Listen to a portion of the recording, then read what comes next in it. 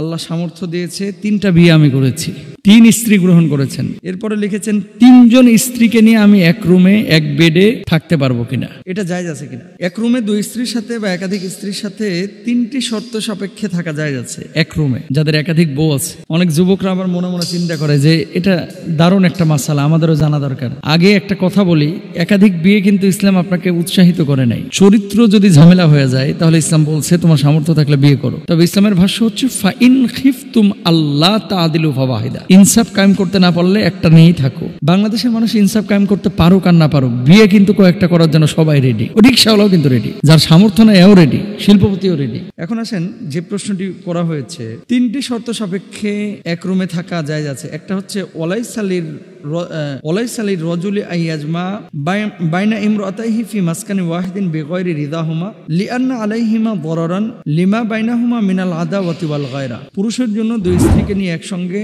তাদের সম্মতি ব্যতীত জায়েজ নেই, কেননা উভয়ের মাঝে বৈরিতা এবং ঈর্ষা থাকে, বিধায় উভয়ের ক্ষতি হতে পারে। 1 নম্বর বিষয়, যদি 2 জন মেনে নেয় এমনি ঘরে থাকতে পারবেন, কিন্তু ওই স্ত্রীদের সামনে আরেকজনের সাথে মেলামেশা করা বা বিভৎস আচরণ করা এটা কিন্তু আপনার জন্য জায়েজ নেই। 2 নম্বরে, এক স্ত্রীর সামনে অন্য স্ত্রীর সতর খোলা থাকতে পারবে না, কেননা একজন নারী অপরজন নারীর সতর দেখা হারাম। আল্লাহ রাসূল সাল্লাল্লাহু আলাইহি ওয়াসাল্লাম বলেছেন, লা ইয়ানদুরুর রাজুলু ইলা আওরাতির রাজুল ওয়ালা তানদুরুল মারআতু ইলা আওরাতিল মারআ। পুরুষ পুরুষের এবং নারী নারীর সতর দেখবে না, এটা মেয়েদের মধ্যে বেশি সমস্যা। ছেলেরা লজ্জাস্থান খুলতে আরেকজন ছেলের সামনে মেসে থাকে না, বিশ্ববিদ্যালয়ের হলে টলে, লুঙ্গি পরলেও বাথরুমে যায় একটু চেঞ্জ করে, বা শর্ট প্যান্ট পরলেও একটু আড়ালে যায় পরে। আর মেয়েরা দেখবেন যে মেয়ের সামনে ওড়না ছাড়া বসে থাকে, এটা হারাম। আরেকজন মেয়ের সামনে ওড়না ছাড়া আপনি কেন বসে থাকেন? অন্তর্বাস পড়তেছে, আরেকজনের সামনে জামা খুলে ফেলায় পড়তেছে, এরকম হয়। এর জন্য রাসূল সাল্লাল্লাহু আলাইহি ওয়াসাল্লাম নিষেধ করেছেন। আপনি বলবেন হুজুর আপনি কি দেখছেন? আমি কোত্থেকে দেখবো? এগুলোকে আমরা দেখার জিনিস হাদিসের মধ্যে আছে, সেজন্য বলতেছি। খবরদার কোন নারী নারীর সামনে পোশাক খুলবেন না, এটা আপনার জন্য জায়েজ নাই। 2 নম্বর, একজন নারী, এই যে শীতকাল চলতেছে এখন, ছেলেরা এক কম্বলের নিচে ঘুমানো নিষিদ্ধ, জানেন এটা আপনারা? হাদিস জানেন না মনে হয়। একজন মেয়ে এবং আরেকজন মেয়ে, 2 মেয়ে এক কম্বলের নিচে ঘুমানোটা নিষিদ্ধ হাদিসে আছে। এক ছেলে একই কম্বলের নিচে 2 জন ঘুমানো নিষিদ্ধ, এটা হাদিসের মধ্যে আছে। কারণ কি, অনেক সময় আপনি স্বপ্ন দেখেন, স্বপ্ন দেখার পরে বুঝেন নাই, এলোমেলো স্বপ্ন দেখেন না, স্বপ্নদোষ হয়, আপনি যাইতে ধরে রাখছেন, মনে করতেছেন আপনার বউ, আসলে বউ না আপনার বন্ধু। অনেক সময় মেয়েদেরকেও শয়তান ওয়াসওয়াসা দেয়, যাইতে ধরে রাখছেন, আসলে এটা আপনার স্বামী না, এটা আপনার বান্ধবী। শয়তান অনেক সময় ওয়াসওয়াসা দেয়, দুষ্টামি করে, এখানে টিপ দেয় ওখানে টিপ দেয়, আছে না, খোঁজাখুঁজি করে, লজ্জা স্থানে হাত দিয়ে দেয়, এরকম হয়। চূড়ান্ত বাস্তব কথা, এগুলো তারা আসলে সওয়াল জবাবে অনেকে আলোচনা করে না, কিন্তু এগুলো মানুষকে জানানোর জন্য যে এগুলো নিষিদ্ধ। তাহলে কিভাবে ঘুমাবেন? দেখেন, এক বিছানায় এক খাটে 2 জন নারী ঘুমাইতে পারে, কোনো সমস্যা নাই।